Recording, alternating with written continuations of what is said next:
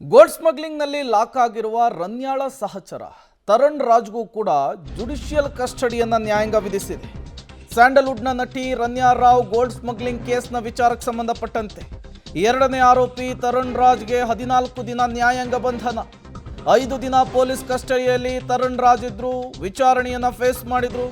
ವಿಚಾರಣೆಯ ಬಳಿಕ ನ್ಯಾಯಾಂಗ ಬಂಧನಕ್ಕೆ ಈಗ ನ್ಯಾಯಾಲಯ ಕಳುಹಿಸಿಕೊಟ್ಟಿದೆ. ಈ ತರಣ್ ರಾಜ್ ಅಲಿಯಾಸ್ ವಿರಾಟ್ ಏನಿದ್ದಾನೆ, ಈತ ತಮಿಳಿನಲ್ಲಿ 3-4 ಸಿನಿಮಾ ಮಾಡಿದ್ದ. ಜೊತೆಗೆ ಗೋಲ್ಡ್ ಸ್ಮಗ್ಲಿಂಗ್ ಕೇಸ್ನಲ್ಲಿ ನಟಿ ರನ್ಯಾ ಜೊತೆಗೆ ಈತನ ಹೆಸರು ತಳಕು ಹಾಕ್ಕೊಂಡಿತ್ತು. ದುಬೈನಲ್ಲಿ ಇಬ್ಬರು ಒಟ್ಟೊಟ್ಟಿಗೆ ಇರ್ತಿದ್ರು ಅನ್ನುವಂತಹ ವಿಚಾರ ಕೂಡ ಗೊತ್ತಾಯಿತು. ಈತನೇ ಈ ಗೋಲ್ಡ್ ಸ್ಮಗ್ಲಿಂಗ್ನ ಕಿಂಗ್ ಪಿನ್ ಅನ್ನುವಂತಹ ವಿಚಾರವೂ ಕೂಡ ಗೊತ್ತಾಗ್ತಾ ಇದೆ. 5 ದಿನಗಳ ಕಾಲ DRI ಅಧಿಕಾರಿಗಳು ಈತನನ್ನು ಡ್ರಿಲ್ ಮಾಡಿದ್ರು.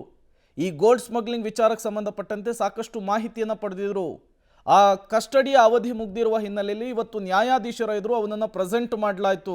ಈ ಸಂದರ್ಭದಲ್ಲಿ ಮತ್ತೆ ಕಸ್ಟಡಿಗೆ ಕೇಳಿಲ್ಲ DRI ಟೀಮ್ ಅನ್ನೋದು ಗೊತ್ತಾಗ್ತಾ ಇದೆ. ಹಾಗಾಗಿಯೇ 14 ದಿನಗಳ ಕಾಲ ಜುಡಿಷಿಯಲ್ ಕಸ್ಟಡಿಯನ್ನು ನ್ಯಾಯಾಧೀಶರು ತರಣ್ ರಾಜ್ಗೆ ವಿಧಿಸಿರುವಂಥದ್ದು.